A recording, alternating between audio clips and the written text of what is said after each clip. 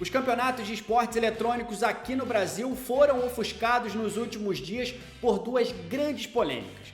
Mais uma vez, a comunidade foi atingida por declarações preconceituosas contra minorias e também de injúria racial nos cenários de Valorant e também de Free Fire.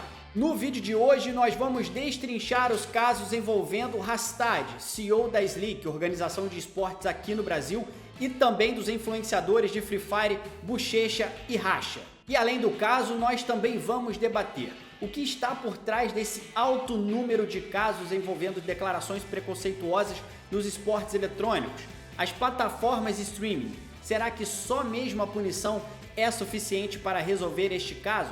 E por que o argumento de que é só uma piada não pode ser utilizado nestas ocasiões? Tudo isso no vídeo de hoje.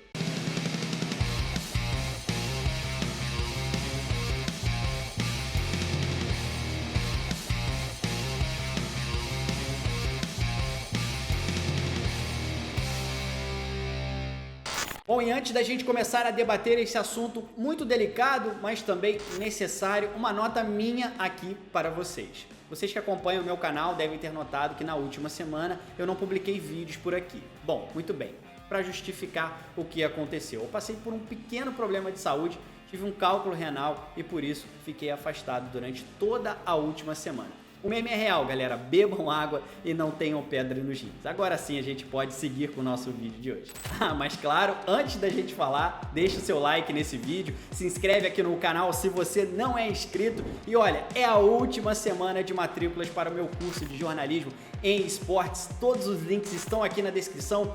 Corre porque são as últimas vagas e também a última semana para matrículas. Eu tenho certeza que se você quer fazer parte desta comunidade, é jornalista, estudante ou quer saber mais sobre a profissão, este é o curso certo para você conhecer mais sobre o jornalismo em esportes eletrônicos. Estou nessa ao lado dos meus amigos Roque Marques e também Alessandro Jodar. Todos os links aqui na descrição. Bora pro vídeo de hoje. Bom, estas polêmicas começaram na última quinta-feira com um caso envolvendo o argentino Rastad, que é influenciador e também CEO e jogador da Sleek, uma organização de esportes eletrônicos que tem uma atuação forte no Valorant. Em uma das suas transmissões, justamente jogando Valorant, Rastad, num momento de irritação, vai fazer um comentário que vai desaguar numa injúria racial. Antes dele pronunciar a palavra que vai configurar a ofensa, ele para no meio, não completa a frase, mas claramente dá a entender que naquele caso ele iria cometer uma injúria racial. Coisa que ele mesmo admitiu numa declaração que aconteceu logo em seguida e nós vamos abordar aqui também. Bom, eu não vou reproduzir o vídeo aqui porque eu acredito que não vale a pena dar publicidade para declarações ofensivas. A gente pode abordar o fato, mas a gente não precisa avançar sobre as declarações que já são de conhecimento público e estão publicadas na internet. Bom, por se tratar de um nome com bastante influência, as redes sociais só convulsionaram no início da noite, perto da madrugada, já de sexta-feira. Durante toda a tarde, ainda que Rastad tenha sido confrontado com as suas próprias palavras e também tenha sido cobrado explicações dele, ele manteve uma postura arredia e até ameaçou de processo quem estava criticando e apontando a injúria racial feita por ele naquela transmissão. Acontece que no início da noite, várias pessoas influentes do cenário começaram a se posicionar, as redes sociais, como eu falei anteriormente, entraram em convulsão e aí a situação para Rastad ficou bastante complicada e neste caso ele resolveu recuar e admitir o erro. E ele disse o seguinte: rapaziada, ainda estou lendo e absorvendo tudo isso que está acontecendo hoje. Sendo bem sincero para vocês, durante a live, quando eu estava fazendo aquele comentário, na hora lembro de tomar um susto e me perguntar: por que eu cogitei usar essa palavra? Será que eu não evoluí? Rastad está dizendo isso porque ele já se envolveu com polêmicas outras vezes no mesmo setor. Busquei conselho de amigos pessoais que realmente sentaram comigo e me explicaram a gravidade do que é racismo estrutural e como isso, se ignorado, pode influenciar a futura geração e nos continuar vivendo no passado. O fato de crescer escutando isso a vida toda, até mesmo dentro de casa, não deveria me influenciar na pessoa que sou hoje. Eu peço perdão de coração, rapaziada. Hoje eu aprendo, amanhã irei estudar mais sobre isso para que no futuro consiga ajudar para que isso não aconteça mais. O pedido de desculpas não livrou o Hastad de duras sanções, incluindo o afastamento da Slick, do qual ele é CEO. Então, se a gente precisa entender melhor como fica essa questão, é claro que as organizações têm investidores e há a possibilidade de você afastar um CEO ou o principal nome da organização, mas a gente precisa ficar de olho para saber se realmente isso está acontecendo na prática. Os patrocinadores também do Hastad cancelaram os seus vínculos com o streamer. Já nas redes sociais dele, já dá para aparecer que nenhuma marca neste momento está com contrato ativo com o Hastad. Claro que isso por conta da injúria racial que ele praticou na última quinta-feira. E neste fim de semana, outra polêmica envolvendo dois grandes influenciadores do mundo do Free Fire, Rasha e Bochecha. Em uma live jogando Free Fire, os dois influenciadores fazem comentários pejorativos e ofensivos contra uma mulher trans pelo simples fato de Nobru, o maior influenciador de Free Fire no Brasil, ter comentado em uma das fotos dela. O clipe rapidamente viralizou na internet e a influenciadora Marcela Pantaleão, que foi alvo das ofensas dos dois influenciadores, apontou o caso de transfobia em suas redes sociais. As sanções neste caso também vieram de forma rápida. Os dois influenciadores foram banidos da plataforma de streams da Garena, a Buia, e também Bochecha teve o seu contrato com o Fluxo rompido. A organização disse isso em nota oficial. Mesmo com apenas 6 meses de vida, sabemos que o cenário de esportes precisa se unir contra qualquer tipo de preconceito que machuca e exclui as pessoas da sociedade. Nós, do Fluxo, nos comprometemos a usar nosso poder de comunicação para acabar com atitudes deste tipo, fomentando o respeito pelo ser humano, independente de seu gênero, credo ou tom de pele. Por conta disso, informamos que o influenciador e criador de conteúdo Bochecha não faz mais parte da nossa organização. Não compactuamos com as atitudes transfóbicas tomadas pelo mesmo em sua live, expressando opiniões que não condizem com os valores da nossa organização.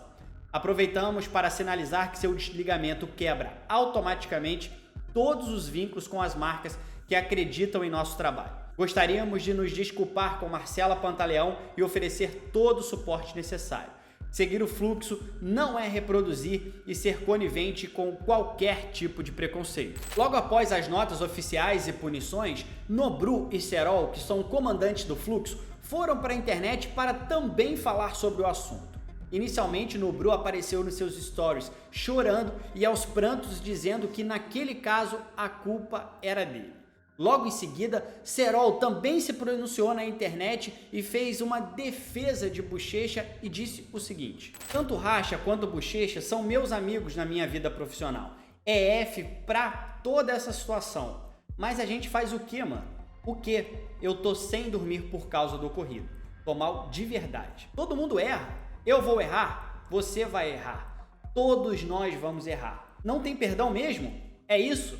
Acabou e já era? É claro que a cultura do cancelamento, que é esse tribunal das redes sociais, na maior parte das vezes fadado a condenar imediatamente as pessoas, sem muito análise dos casos, é um efeito colateral das redes sociais e também nós precisamos debater. Mas o que isso não pode se transformar é num salvo-conduto para qualquer tipo de declaração sob a justificativa de uma piada. Porque neste caso nós podemos e vamos incorrer no erro de perpetuar preconceitos pela linguagem. Algo só é realmente engraçado quando todo mundo tem a oportunidade de se divertir. Quando uma piada atinge ou ofende algum grupo ou pessoa, ela deixa de ter o seu tom humorístico e passa a ser uma ofensa. Como na maior parte das vezes o alvo dessas declarações preconceituosas são grupos minoritários, nós não percebemos a ofensa, porque, como o nome já diz, este grupo é de uma minoria de pessoas e que historicamente estão silenciados. Por isso, as suas dores nunca foram ouvidas. O que muda agora com as redes sociais? Anteriormente, uma ofensa como essa não teria resposta. Agora, com o advento da internet e a possibilidade de que mais pessoas se posicionem, estes grupos passaram a ter alguma voz. Ainda estamos longe de ter uma situação igualitária, mas esses grupos já não sofrem mais totalmente calados. Eu falei anteriormente em preconceito perpetuado pela linguagem, porque a forma de excluir e também ofender uma pessoa não é apenas fisicamente, impedindo que ela entre em algum lugar, fazendo com que ela atravesse a rua sob ameaças. Ela também pode ser feito pela linguagem, porque neste caso você exclui uma pessoa e torna ela alvo de chacota. E por que nós não devemos tratar isso como piada ou, mais uma vez, tratados como mimimis, como se apressam os defensores? E os defensores são muitos. Quem acompanhou os jogos deste domingo da Liga Brasileira de Free Fire e ficou atento ao chat, viu a ampla solidariedade que Bochecha e Racha receberam da sua comunidade. Nada contra quem gosta dos seus influenciadores e tem eles como seus preferidos. Mas este amor não pode ser acrítico. Você pode gostar de uma determinada pessoa e ainda assim cobrar atitudes e fazer críticas a ela. O fato de ser fã não é salvo-conduto para que o objeto da sua admiração faça qualquer coisa sob os seus aplausos. Bom, e se você realmente é um desses defensores, acha que é mimimi, patrulha do politicamente correto, eu te convido a dar uma olhada neste dado. No último dia 29 de janeiro, a Associação Nacional de Travestis e Transsexuais entregou o dossiê dos assassinatos e da violência contra pessoas trans brasileiras em 2020 ao Fundo de População das Nações Unidas, um órgão da ONU. E o dado é estarrecedor. O Brasil é o país que mais mata travestis e pessoas trans no mundo.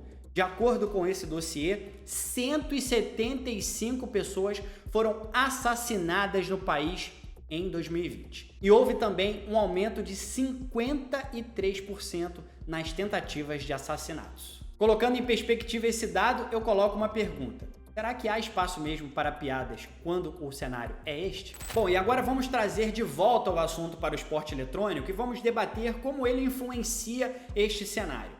Por que Rastad, Bochecha e Racha foram punidos exemplarmente e de forma rápida, ainda que no caso dos dois influenciadores do Free Fire, eles fossem amigos pessoais dos dois donos?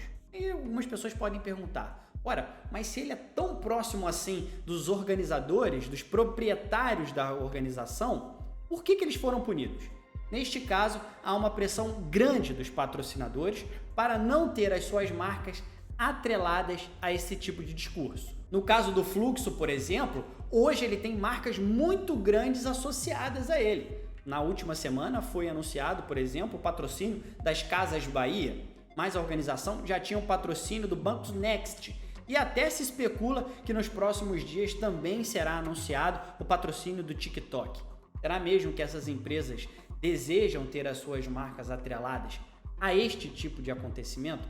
É claro que não, e a pressão dos patrocinadores faz com que a organização tenha que tomar medidas drásticas nestes casos que essas polêmicas são aviltadas. E é por isso que essas punições drásticas são colocadas sempre que uma polêmica como essa acontece. E aí eu quero entrar em um outro detalhe, a responsabilidade das plataformas de streaming. Nos dois casos, tanto de Rastad quanto dos dois influenciadores do Free Fire, as duas plataformas, a Twitch e a Buia, se apressaram em banir os influenciadores de suas plataformas. Mas será mesmo que o punitivismo, que parece ser milagroso, ele é suficiente e eficiente nesses casos? Neste caso, para mim, a resposta é clara e é não. O punitivismo puro e simples, que nas redes sociais tem nome de cultura do cancelamento, na minha visão, não resolve absolutamente nada. Dá uma falsa sensação de resolução do problema, mas não ataca o cerne dele, que é a questão educativa. E além disso, oferece uma ótima oportunidade para as plataformas de streaming lavarem as mãos. Todas as vezes que um streamer é pego em discurso de ódio, ofensivo, injúria racial, preconceito, as plataformas se apressam em banir os influenciadores, praticar a punição que está lá nos seus manuais que ninguém lê. E nesse momento, ela oferece uma resposta rápida e eficiente para as redes sociais que estão ansiando por punições. Mas neste momento, ela oferece o que as redes sociais querem e aparentam estar combatendo este problema, quando na realidade não estão. As plataformas de streaming se comportam como meros espectadores, juízes com o martelo na mão pronta para punirem todos aqueles streamers que violarem os seus códigos de conduta, aqueles mesmos que ninguém lê. Mas será que as plataformas de streaming também não são responsáveis por tudo aquilo que é dito nas suas próprias plataformas? Não seria possível a amplitude destas pessoas sem o potencial de alcance de Twitch, Kuya, Nimo e todas as plataformas de streaming. Só que elas se comportam como juízes, espectadores, sem se colocar na posição como responsáveis. É urgente que essas plataformas de streaming atuem na educação de seus streamers e também numa filtragem maior de quem está tendo a sua voz amplificada. É claro que a internet é uma grande democratização da produção de conteúdo, mas a gente precisa ficar vigilante porque alguns deles precisam ser barrados. E as plataformas de streaming precisam tomar a responsabilidade da educação dos seus streamers para ontem. Não são meros espectadores, são parte importante deste problema. Neste caso, a gente vai apenas ficar banindo streamers. Vai banir hoje um, amanhã outro, vai surgir outro daqui um mês e nós não estamos atacando o cerne da questão, que é educativo.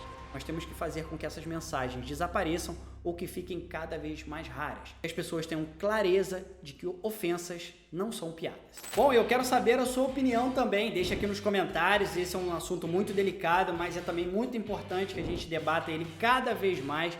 Este tipo de situação tem se tornado recorrente nos esportes eletrônicos. Ainda que a gente enxergue o esporte como um extrato social, eu ainda percebo que o esporte eletrônico lida mais com esse tipo de ofensa, declarações preconceituosas do que qualquer outro ramo esportivo da sociedade. Claro que no futebol tem preconceito também, nos esportes olímpicos também tem preconceito, mas nos esportes parece que é uma quantidade maior e avassaladora destes casos. Por isso, eu quero trazer o debate aqui também para os comentários. Você pode dizer aqui o que você achou de tudo isso, das punições, da cultura do cancelamento, da responsabilidade das plataformas de streaming. E claro que essa discussão também continua nas minhas redes sociais, vocês me acham lá como Xande Teixeira, e a gente continua falando sobre isso, claro, sempre que aparecer essa pauta, e essa pauta, claro, nunca pode desaparecer. Se você pode e quer fazer uma contribuição com o meu canal, aqui embaixo também tem um clube de membros. Estou de volta agora com o meu canal, já tem vídeo aí para maratonar, que eu já falei de vários outros assuntos também importantes aqui no esporte eletrônico brasileiro e mundial. Vou deixar aqui algumas sugestões para vocês irem maratonando. Deixem aqui também nos comentários o que vocês querem ver aqui no meu canal. Voltem uma outra oportunidade, um grande abraço e até lá!